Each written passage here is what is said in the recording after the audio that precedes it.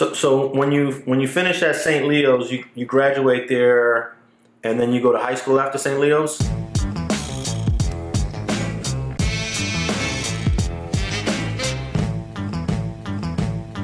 No, I went to high school. I went to Sarah High School in Gardena. Okay, and Sarah was at that time was a Catholic high school in Gardena. Did they start at the ninth grade or 10th grade? They started in the ninth grade. Yeah, and I lasted 1 year at Sarah High School. I should have stayed longer because they became a powerhouse in football. And instead, what I did is I transferred from Sarah High School to St. Anthony in Long Beach. And the reason I transferred was because St. Anthony had girls going to the school. Sarah was an all-boys school. So was St. Anthony, but at least they had girls next door. So what's interesting about you living in Compton and growing up there, you never attended a school actually in Compton, right? I went to Compton High School in 1961, summer school, because I got kicked out of St. Anthony for English class. Okay. So I went to Compton High for one semester, well, summer school semester, 1961. But for all the other years, you were either at St. Leo's or in Long Beach. Or in Long Beach, right? Yeah. Now this must have been orchestrated by your parents or your mom. I guess you're saying, right? Your mom was really particular about what school you were going to. You talk about a shock change, a cultural shock. I went from basically a black high school or junior high school to an all-white school. St. Anthony was 99% white. In Long Beach. Yeah, it was 70% Irish, and so talk about a shock. I mean, they didn't really. They were all surfers. They all liked surf music, and they all wore those little bleacher shoes. And they all had their hair was dyed blonde or bleach blonde. It was a completely different shock. So were most of the white Irish kids that went to St. Anthony's in Long Beach were Long Beach residents? Most of them, 90% were from Long Beach themselves, yeah. The first day I went there, I got into a fight. The very first day. This guy named Kennedy, I think his name was. No, O'Higgins, that's what I remember. His name was Jack O'Higgins, if he's alive.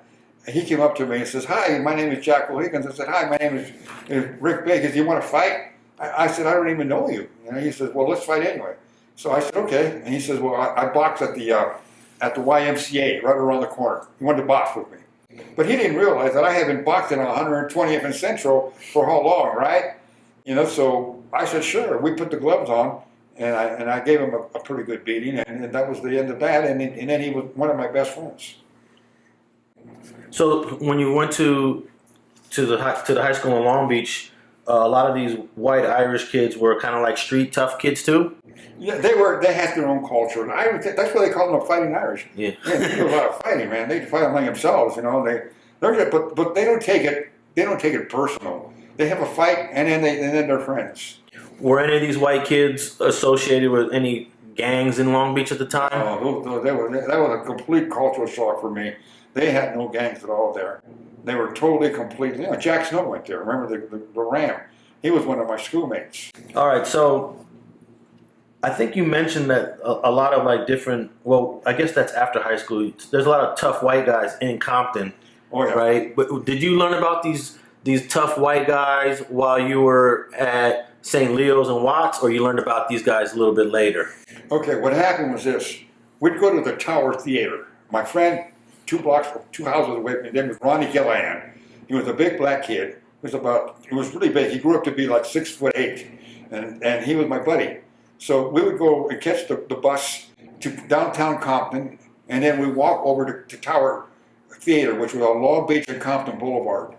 Okay, so we'd go there. And there was some tough white kids that used to hang out. The Lassiter brothers were the toughest ones. Jimmy Lassiter turned out to be a pro fighter. Okay, he was lightweight. In fact, I think he was the state lightweight champion. He was a tough kid. He was a tough little guy. They would have all kinds of fights at the Tower Theater. And a guy by the name of Rudy Prince, who later became a pro fighter. He was a white guy who was a tough kid. Those guys weren't pushovers. And did they go by any names, group names, or anything? No, they had a couple of car clubs that they had. I think one of them was called the Shakars, and then there was another one called the Town. I think they were called the Towners, something like that. But they belonged to a car club. And the last of the brothers and Rudy Prince were around approximately what years are we talking about? When I was going up to the Compton Tower Theater, it must have been about 58, 59, 60. And this is an area, the Compton Tower Theater was in an area where it wasn't a lot of blacks yet in Compton, right? The tower? Yeah. It was on Long Beach Boulevard. No, there was no blacks on. No blacks over Yeah, there. no. But did blacks go to the theater? They would go to the theater and watch. That's called the Largo. That's the theater the blacks went to. They didn't go to the Compton Theater or the Tower Theater, except me and Ronnie, my brother Ronnie. But I could go. I was kind of like fluent. I went to both places.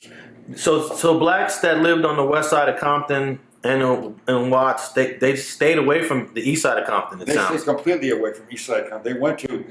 They shopped in Watts or South Central. They just didn't hang out in East Compton. They weren't wanted, and they knew they weren't wanted. It would be nothing but problems.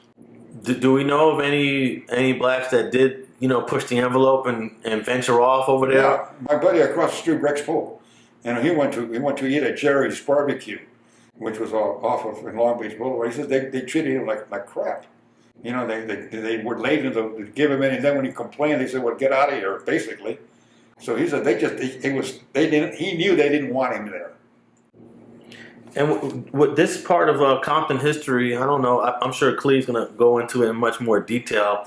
But today's Compton and the people of Compton today, it seems like a lot of them probably don't even know about this history with the whites in Compton. They have no idea that in 1959 there was a race riot. They have no idea that race riot took place at Compton High School because they had a black female homecoming queen, and I think her name was Addie Smith, and her brother Bobby Smith was a football star at Compton High at that time.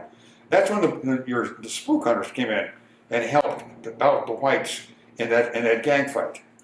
So that whole riot was over the black girl becoming the queen? Yeah, it was done by the seniors. There's one guy that's still alive that was there. His name was Harold McVeigh. He's my Facebook friend. He actually was the only one who expelled from Compton High School because he got involved in the fight. And when I talked to him, he said, the only reason I got involved is because I saw a fight going on and he liked to fight. I just jumped in. I didn't know what the fight was about. And it was with the seniors that actually felt as if they had been offended because of the black queen. So I'm assuming Harold McVeigh was a black guy. Harold McVeigh was a white guy. Oh, it was a white guy. He just jumped in the fight. Yeah, and he got thrown in. He had to go to Long Beach, Jordan, which they didn't like Compton people. He was a white guy. So at the time that the black girl won homecoming queen at Compton High School, was this like the beginning of blacks attending that school? Was there a lot of them, or? Thanks for watching StreetTV.net. If you're not subscribed, please hit that button below and click the bell to receive alerts and notifications. Feel free to comment below so you can give us your feedback, and be sure to watch the 2 related episodes to the right. If you want to support this platform or follow us on social media, visit the links in the description, and thanks for watching StreetTV.net.